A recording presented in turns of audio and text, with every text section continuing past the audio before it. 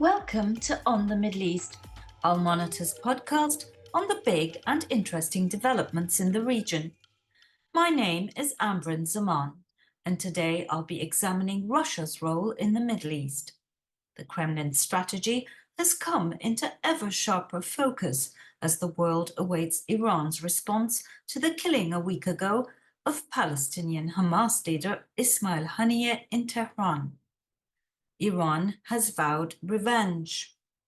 And Russia and Iran have been moving steadily closer since Russia's 2022 invasion of Ukraine, and they are on the cusp of inking a comprehensive security agreement. With us here to discuss the opportunities and challenges that Russia faces in the Middle East is Hanna Notte, Director of the Eurasia Program at the James Martin Center for Nuclear Non Proliferation Studies. Hanna is a leading expert on Russia's role in the Middle East.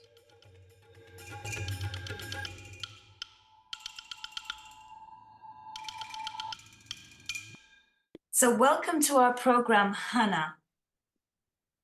Thank you so much for having me, Ambryn. It's a pleasure. So let's start with the most recent developments in the Middle East and the visit by Shoigu to Tehran and what the significance of that is in the broader context of this ever-deepening relationship between Russia and Iran, as you have written about so prolifically. Yeah, I think there's sort of two stories regarding Shoigu's visit to Tehran earlier this week. The first is that this was framed as a routine visit, as a routine working visit, certainly by the Russian side. Russia has an ongoing, very much burgeoning relationship with Iran, especially when it comes to defense cooperation, a deepening and intensification of ties, especially since Russia's full-scale invasion of Ukraine in 2022. And of course, Sergei Shoigu has changed position within the Russian government. We have a new Iranian government in place with President Pezeshkian's inauguration.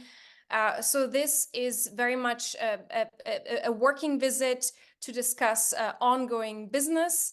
Russia and Iran have for a long period of time now been negotiating a new strategic agreement. There are rumors that the text has been finalized, rumors on the Russian side, and that this agreement is supposed to be signed in October when Russia is hosting a big summit in the context of the BRICS countries. And Ambryn, just to remind our listeners that Iran was in fact became a member of the expanded BRICS earlier this year. So there's a summit in Kazan, Russia in October. President Pezeshkian is supposed to come. This will be his first visit to Russia, and they might sign this agreement. And so this is one of the topics that could have been on the agenda in Shoigu's various meetings in Tehran earlier this week. There's ongoing issues in terms of military cooperation. There's fighter jets, Sukhoi 35, that the Iranians would like to have, and they still haven't been delivered. But they also discussed the regional and global situation. And this brings me to the second part of the story here. You know, this visit was happening earlier this week when the region was very much on edge, everyone awaiting Iran's retaliation for the killing of Ismail Haniyeh in Tehran last week.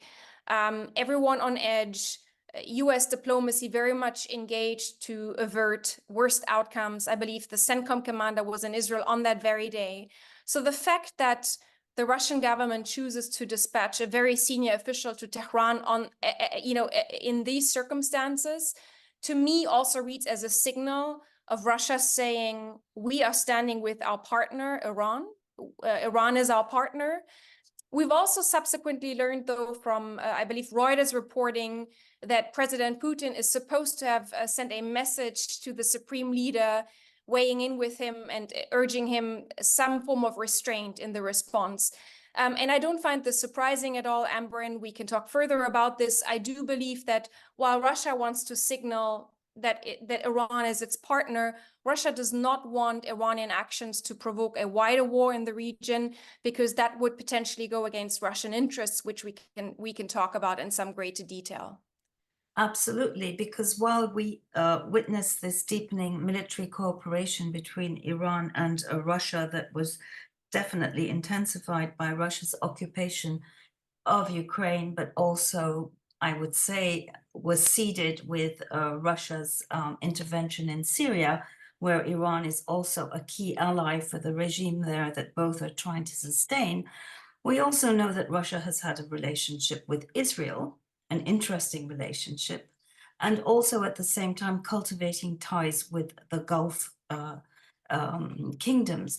So could you tell us a little bit about how Russia, is seeking to maintain a balance between all these separate moving parts within the framework of its broader Middle East strategy, which I hope you can outline for us, Hanna?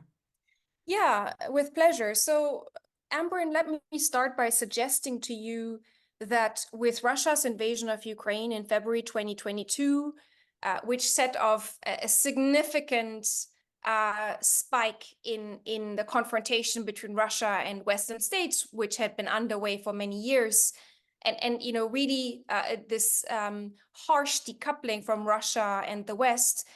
Russia's fundamental strategic interests in the Middle East have not changed. The Russian Federation has security and economic interests in the region.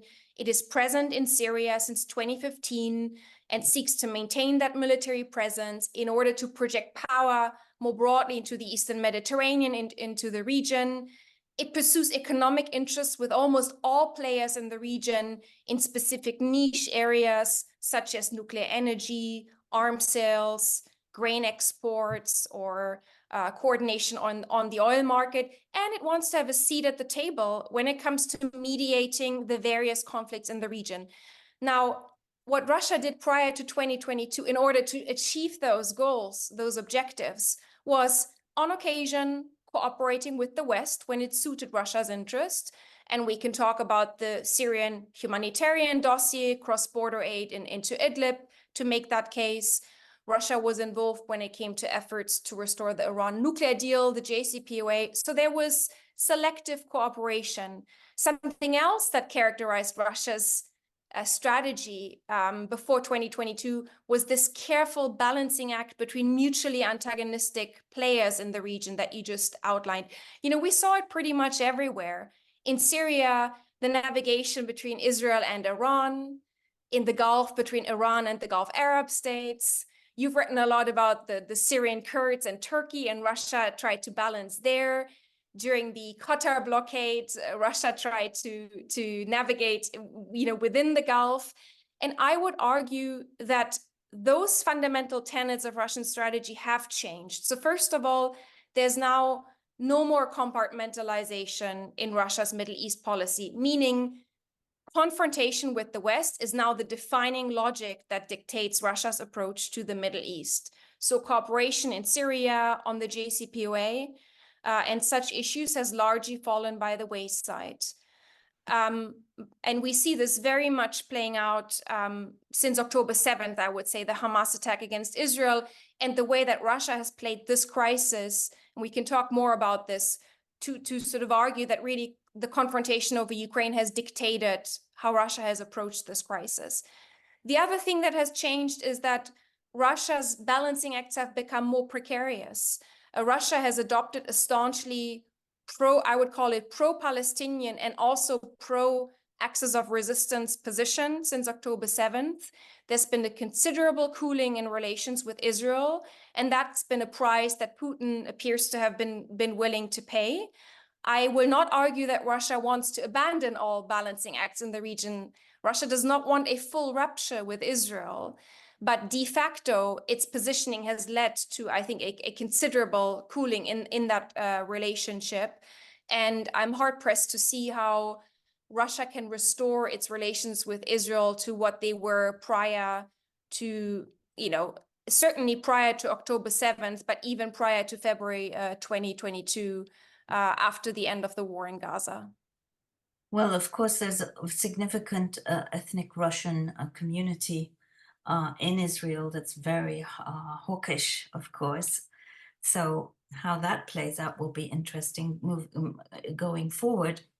But my next question to you, Hanna, is, In the meantime, we have a new kid on the block, China, that's becoming more engaged, at least diplomatically, in the Middle East. Now, how does Russia feel about that? Yeah, this is an interesting question. I agree with you that whilst the Chinese are not yet emerging as a player in the region that appears willing to sort of do a heavy lift when it comes to actually providing security in the region or replacing the role that the United States has historically played in that regard. We're not seeing the Chinese doing that. They are, of course, and they have been for years, a heavyweight economic player in the region, again, engaging with all sides, just like the Russians. And they have also shown willingness to be more diplomatically engaged. Of course, they played a role in finalizing, I would say, finalizing the Iranian-Saudi rapprochement, even though it appears that the heavy lift diplomatically was done by others before, the Iraqis, the Omanis. But yes, China did play that role in the end. And it's interesting, you know, after the Russians hosted intra-Palestinian talks in Moscow earlier this year, the Chinese mediated twice between Fatah, Hamas, and other Palestinian groups in Beijing. And after the second meeting, there was actually some sort of joint declaration just a few weeks ago announced. Now, does that mean that sort of China is stepping into terrain that Russia jealously guards for itself? Because Russia is the player that has historically prided itself on being a player that can host intra-Palestinian talks. And in fact, the Russians have done this for many, many years, going back to 2006 when they first hosted a Hamas delegation in Moscow. It's not inconceivable, but it rather appears to me, Amberin, that Moscow right now, again, in light of the bigger priority, which is the war in Ukraine and its confrontation with the West, it pleases Russia when there's players other than the United States or the West making a significant dent in regional diplomacy. So if it's the Chinese, you know, that's not unwelcome to Russia, because Russia and China are close partners right now. We've noted the deepening Russia-Iran relationship, but there's also a deepening Russia-China relationship. And, you know, I've seen some Russian commentators suggest that, you know, maybe Russia isn't quite so happy sort of being sidelined on some of those dossiers, but the overarching argument is, as long as it's not the Americans doing it, if it's China doing it, that's preferable to Russia. And I think that's probably the argument that weighs heaviest here. And you've remarked in a lot of your writing that, in fact, this October 7th attack has allowed Russia to bolster its narrative in the third world, quote unquote, and to be able to highlight US hypocrisy over Ukraine when cast, you know, alongside its actions in Israel, the leniency it appears to demonstrate towards Israel. So do you think that going forward, that sort of narrative will get even stronger, or do you think there might be a shift at some point, and what would prompt that? I think for as long as the war in Gaza continues, I don't see Russia's overarching narrative on this conflict shift. Russia has used this conflict to denigrate the United States, and has forwarded arguments, as you rightly pointed out, about Western double standards and hypocrisy that, let's face it, have resonated very widely, not just in what we call the global South or in the non-Western world or the Arab world, but in fact, beyond that and even within our own society. So Russia's arguments on this conflict and, you know, how the West has dealt with it versus Ukraine, those arguments have fallen on fertile ground. Russia has also carried these arguments into the UN Security Council. You know, I don't really see that Russian positioning shifting. I think Russia sort of benefits from the current status quo in the region, where US diplomacy is really mired in a mess. And it seems to me that we have this paradoxical situation where the United States is at once the most hated player in the region because it is perceived as unfairly and unjustly siding with Israel in this war. Yet at the same time, the United States is looked towards as the only external player and great power that has the leverage to sustainably pacify the situation. Yet the United States has not so far proven able or willing, you can take your pick, to do so. And so if you're Russia, you sort of sit on the sidelines of the situation and you see, Western and American diplomacy in the situation, you think it's beneficial to yourself. It's not that Russia has to do very much, it can just amplify those grievances with Western policy. And so what we've seen as a result, Amberin, is, to my mind, a relatively inactive Russian diplomacy on this conflict. Russia's been very active on the UN Security Council, but whereas we've seen the most senior US officials engaged in shuttle diplomacy throughout the region for months now, you don't see Sergei Lavrov or, other senior Russian officials in the region.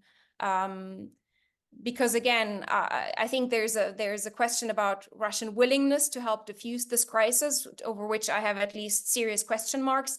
And then, of course, there's the question of Russian leverage in the region, and that is also seriously limited. Russia has very limited leverage over the Israelis now because it's no longer perceived as a balanced interlocutor by the Israeli side, given how Russia has positioned itself. And if we talk about Russian leverage over the other side, over Hamas, the fact that Russia cannot even get its hostages released, I believe there's still Russian passport holders held hostage in Gaza, also raises serious questions over Russia's leverage over Hamas, or perhaps the other Iranian partners in the axis of resistance. I guess what I was trying to lead to with my rather awkwardly phrased question was, what happens if the Democrats win in November? Because, so many people, our actors, were sort of banking on a Trump victory, and now that no longer looks like the slam dunk that it did.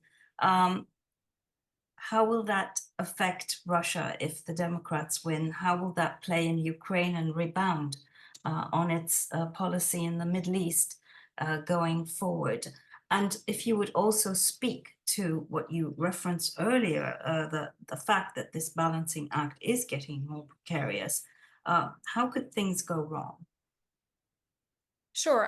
Broadly speaking, I think the Russians look with some concern at a prospective Kamala Harris victory in November. Her positions on Ukraine are well known. So I think Russia just assumes that there will be a continuation of US policy and Western policy on the war in Ukraine from the present Biden administration.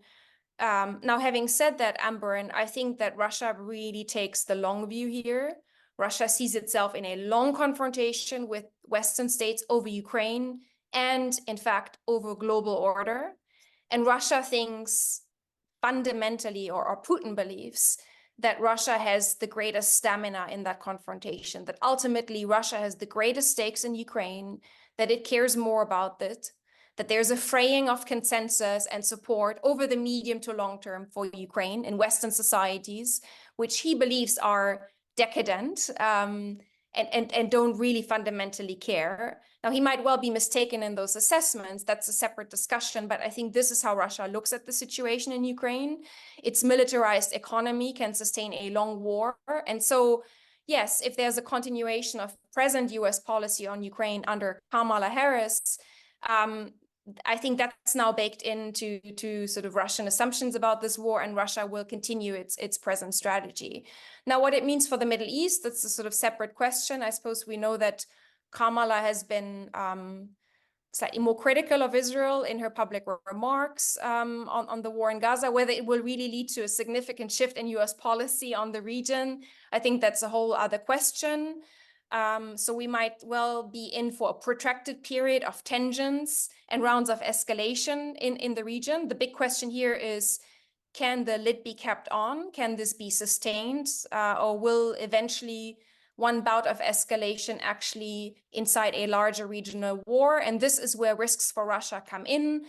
in terms of its ability to maintain an ever more precarious balancing act, which I argue to you, Russia fundamentally wants to somehow maintain. It doesn't want to have a full rupture with Israel.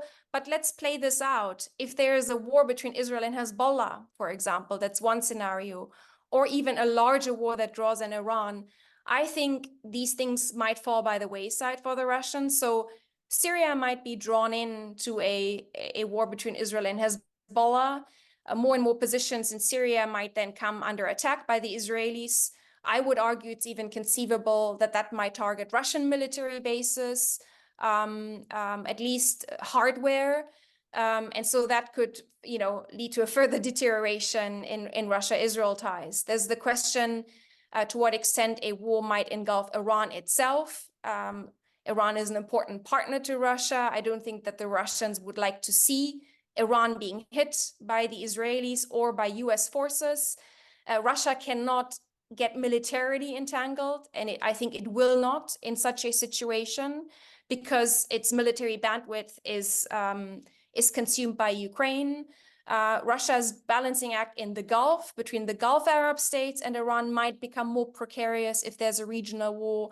So there's different ways in which essentially an escalation comes with a lot of unknowns for Russia, a lot of risks, only so much leverage to control outcomes because Russia is not the United States when it comes to military power or when it comes to leverage in the region. And so I would argue that the present status quo is far preferable to Russia than some sort of wider regional escalation, even if it were to demand, of course, for the US military resources, for the US attention. Of course, that's sort of the other side of the equation that might be beneficial to Russia. But if you look at all factors considered, the risks for Russia would be considerable. Well, Hanna, that was a fascinating tour d'horizon with you, and there's so much more we could talk about. And notably that ultimately all of this, of course, sharpens Islamic radicalism, violent Islamic radicalism, which is, of course, a threat to Russia as well. So, Hanna, thank you so much for being with us here today, and good luck with your interview with VOA. Thank you so much, Amber, and thanks for having me. And this brings us to the end of this episode of On the Middle East. I hope you enjoyed my conversation with Hanna as much as I did. And for more in-depth analysis and independent reporting on the Middle East, go to www.our-monitor.com. Thank you and goodbye.